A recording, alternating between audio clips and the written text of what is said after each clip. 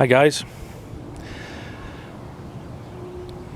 In the ongoing efforts to get my truck back on the road, I have installed the mud guards.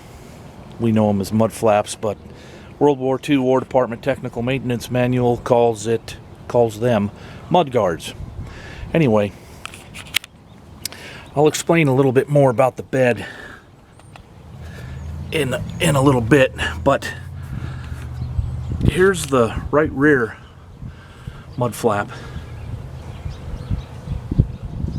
with the supports that bolt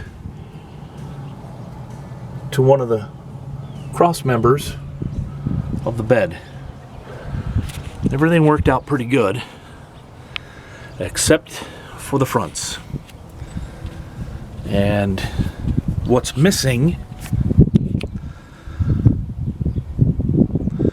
the hole here in the mud flap is for the support, and what's missing is something to mount the supports to. When I got this bed, it was mostly it was mostly steel, and all of the wood was rotten. I have to